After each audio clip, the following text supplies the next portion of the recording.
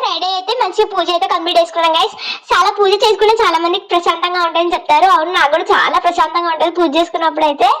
So ఇంకా మా అత్తయ్య అయినప్పుడు అదే ఛాన్స్ అయితే ఉండదు. ఇంకా మా అత్తయ్య అయినప్పుడు అయితే నాకు ఆ ఛాన్స్ ఉంది కాబట్టి నేను మంచిగా పూజ అయితే చేసుకున్నాను.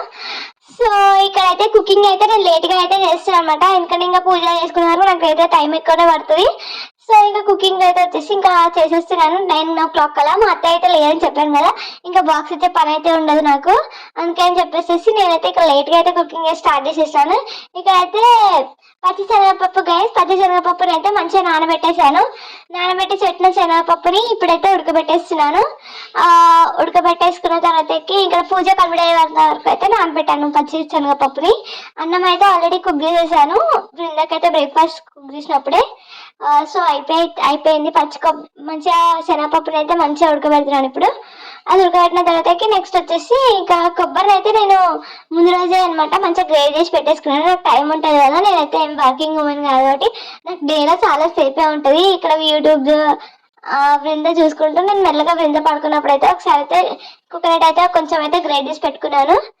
సో మీ శ్రావణ మాసం క్లీనింగ్ అంతా అయిపోయిందా గైస్? ఈ వీడియో తీసినప్పుడు తర్వాతకి నేనైతే శ్రావణ మాసం క్లీనింగ్ కోసం అయితే స్టార్ట్ చేస్తాను. నాకు లిటరల్లీ ఒక 2-3 days పట్టింది గైస్. అందుకని బృంద చిన్నగా ఉంది కదా, బృందాన్ని మేనేజ్ చేస్తూ క్లీన్ చేసుకోవడం కొంచెం టైం ఎక్కువనే పట్టింది.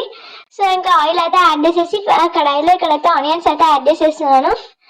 ఆనియన్స్ వేగిన తర్వాత నెక్స్ట్ కొబ్బరి అండ్ నెక్స్ట్ మనం పెట్టుకున్న శనగపప్పుని కూడా యాడ్ చేసేసి సాల్ట్, ఉప్పు, కారం అండ్ గరం మసాలా ఉంటే మీ దగ్గర గరం మసాలా కొంచెం యాడ్ చేయాలి, అయితే యాడ్ చేయలేదు. మంచిగా మసాలా తినాలనిపించాలి ఆ రోజు.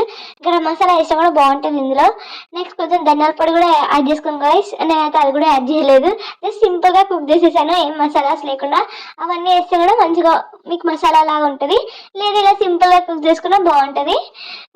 సో ఇక్కడ ఒక 5 minutes అది మగ్గిన తర్వాత ఇంకా ఉప్పు, కారం, ఇక్కడ వచ్చేసి నేను ఇంకా ధనియాల పొడి ఏం లేదని చెప్పేసి కరివేపాకు పొడి ఉండదు అనమాట. కరివేపాకు పొడి అయితే అన్నీ వేస్తాను, అందులో ధనియాలు, జీలకర్ర అన్నీ వేసి చేస్తాను అనమాట. కరివేపాకు పొడి నా ఛానల్లో హిట్ అయిన రెసిపీ అంటే కరివేపాకు పొడి అనమాట. దాన్ని అయితే చూడండి మీరు, అది వేసుకున్న కర్రీస్ లో సూపర్ ఉంటుంది టేస్ట్. మీ దగ్గర ఏం మసాలా లేకున్నప్పుడు 1 spoon వేసేది టేస్ట్ సూపర్ ఉంటుంది. మంచి సూపర్ టేస్టీగా ఉన్న ఈ శనగపప్పు కూర అయితే నేను తినేస్తున్నాను. Okay, bye.